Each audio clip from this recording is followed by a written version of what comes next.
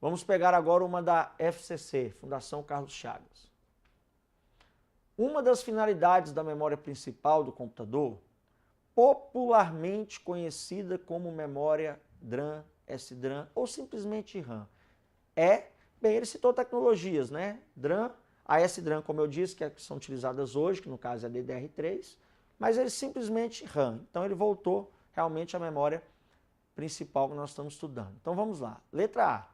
Armazenar temporariamente dados e programas para uso da CPU, ou seja, do processador.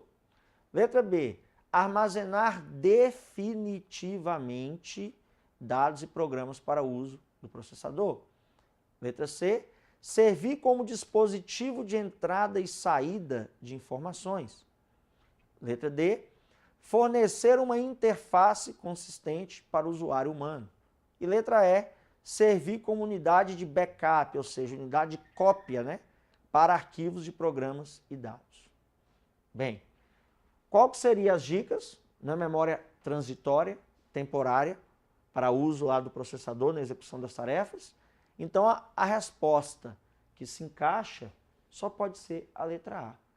Olha lá, armazenar temporariamente dados e programas para uso da CPU. Olha o temporário lá, como é que ele é fatal, volátil, né?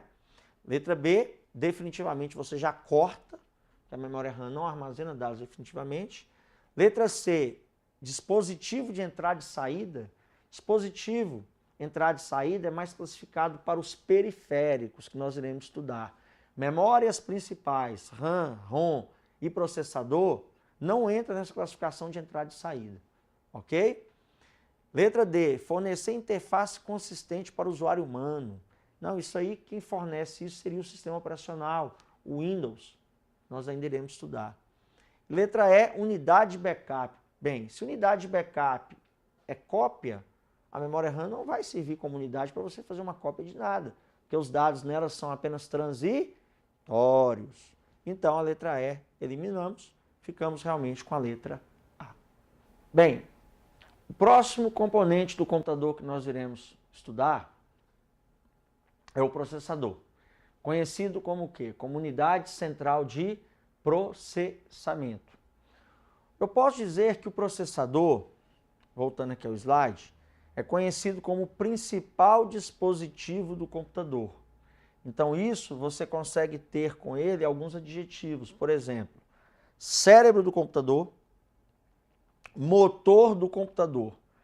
Então, quando você tem um adjetivo desse, chamado de cérebro, motor, você já imagina o tanto que o processador é importante em um computador. Ou seja, não tem como um computador funcionar sem um processador. Nós não estudamos já as memórias? As memórias todas, para funcionarem, depende de quem? Do processador. Então, o processador que é o responsável em simplesmente fazer uma coisa que nós já estudamos anteriormente, transformar dados que você, usuário, entra em informações.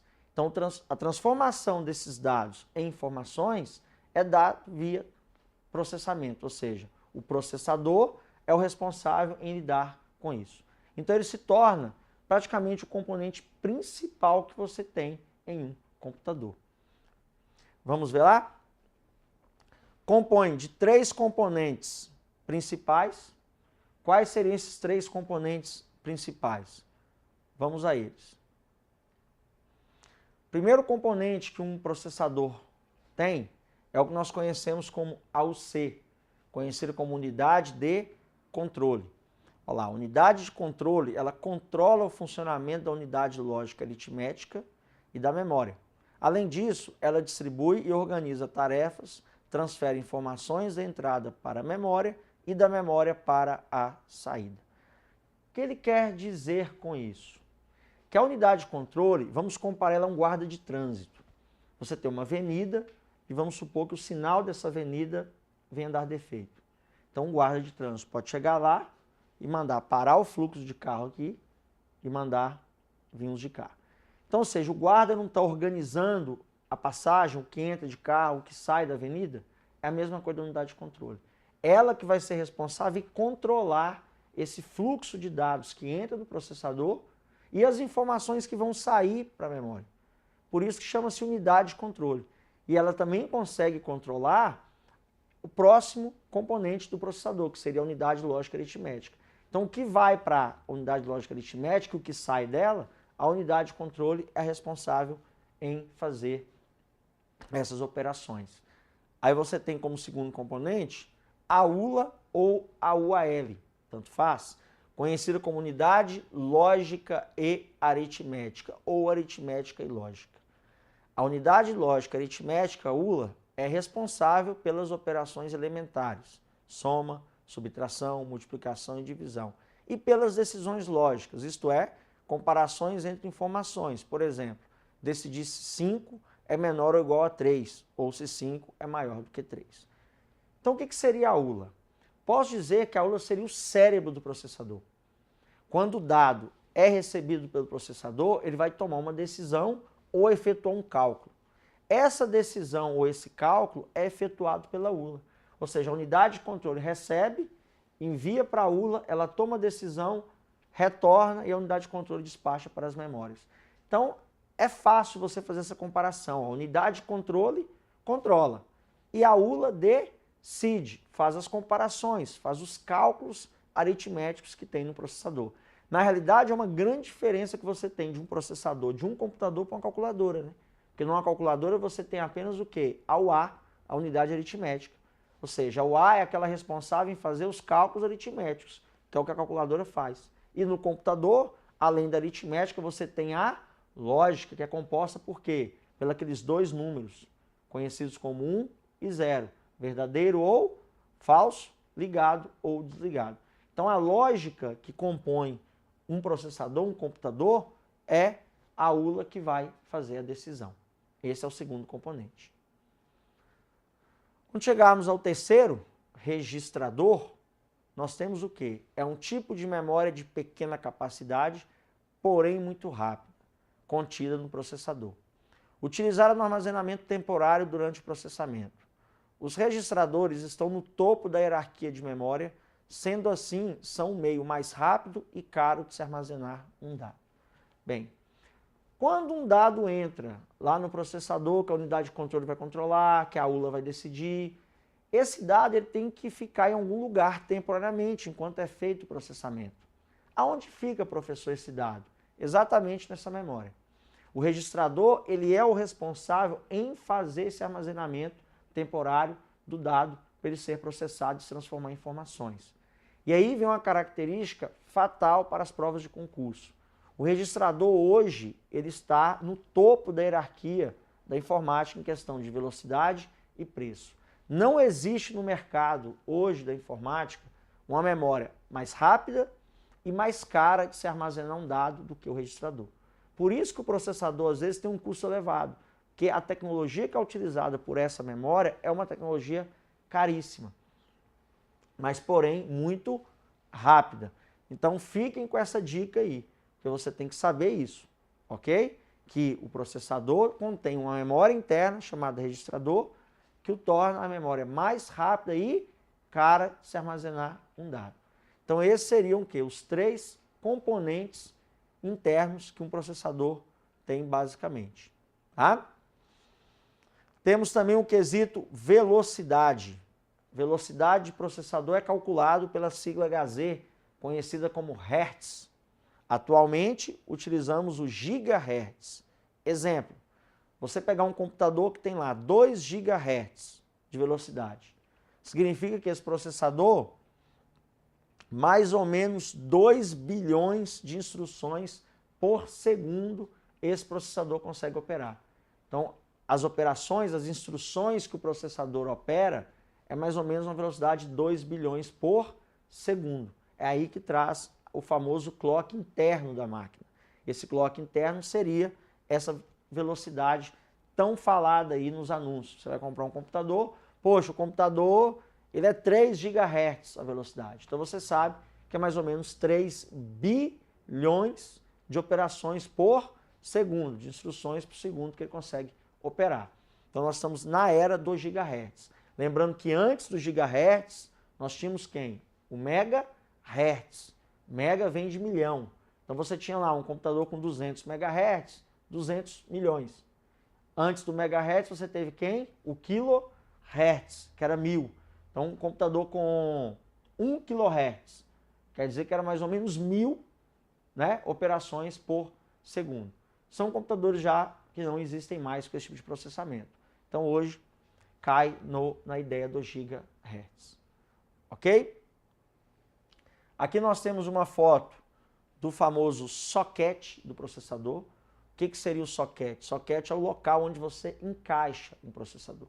O processador, para ser encaixado na placa-mãe, ele será encaixado, que nós chamamos de socket. Guarde esse nome, que é um nome que também pode ser muito citado em prova.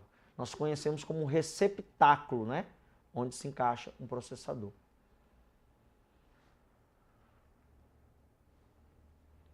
Outra ideia que pode ser abordada em concurso sobre processador é a famosa característica RISC ou CISC. Nós chamávamos também de arquiteturas. O que seria arquitetura RISC ou CISC? RISC vem de computador com um conjunto reduzido de instruções. Ou seja, é uma linha de arquitetura de computadores que favorece um conjunto simples e pequeno de instruções que levam aproximadamente a mesma quantidade de tempo para serem executados. Bem, esses processadores que vinham com arquitetura RISC eram processadores mais utilizados para a área doméstica, ou seja, eles tinham um conjunto reduzido de instruções, porém, eles eram bem eficientes na questão de velocidade. Só que se você precisasse de programas complexos, por exemplo, previsão de tempo, computadores com porte maior, a tecnologia RISC não entrava, ela não era aceita aí, porque o RISC exatamente foi feito, ó. Esse R é exatamente a palavra reduzido, ou seja, utiliza um conjunto reduzido de instruções para poder fazer o processamento. A outra tecnologia que era concorrente era o CISC. Por que CISC? Já vem da ideia, ó, de computador com um conjunto complexo de instruções. Aquele C de CISC vem da ideia de complexo. É um processador capaz de executar centenas de instruções complexas diferentes, sendo assim extremamente versátil. Ou seja, o CISC era justamente processadores que necessitavam, que eles davam, aliás, uma quantidade maior de instruções em programas. Então, programas mais complexos, como eu citei, previsão de tempo, ele poderia ser usado no processamento CISC. Só que o que aconteceu? Hoje, as máquinas atuais, elas já fundiram essas arquiteturas. Hoje, quando você vai comprar um computador atual, um PC, que é o que a gente está estudando aqui em sala, praticamente funciona assim. A arquitetura RISC fundiu com a CISC. Então, hoje você tem processadores com arquitetura complexa, juntos com o processador que tem arquitetura reduzida, formando então, né, um encaixe entre os dois. Já não tem mais essa separação praticamente nos PCs atuais. Mas fica aí a observação que você pode ouvir, ver essas duas siglas aí em algum estudo ou em alguma prova de concurso. Outra coisa importante sobre processadores seriam os modelos de processadores que você tem no mercado. Bem, atualmente nós temos as duas grandes empresas que estão brigando no mercado, que é a Intel e a AMD. Então são as duas maiores fabricantes de processadores que você tem no mercado. No caso da Intel, ela oferece algumas linhas que eu posso dar um exemplo aqui para vocês. Olha lá, primeiro vamos pegar aqui a linha de processadores básicos. Básicos seriam o quê? Processadores para uso simples. Você não está preocupado com velocidade, você não quer uma super máquina. Você quer apenas um computador que faça aí operações rotineiras. Então a Intel oferece lá uma linha Celeron e a linha Pentium, que é a tradicional Pentium. Esse seria uma linha aí para equipamentos básicos. Agora, se você quer um computador para uso diversificado, né, tanto desktop como notebook, ou seja, aquele computador que a gente quer para jogar, navegar na internet, editar texto, várias tarefas. A Intel oferece hoje uma linha chamada i. Essa linha i ela é dividida hoje em 3 modelos, né? O i3, o i5 e o i7. você também tem o i7V Pro, muito utilizado hoje nos computadores notebooks. Então, quando você vai comprar um computador para uso misto, uso diverso, você pode optar pela linha i da Intel.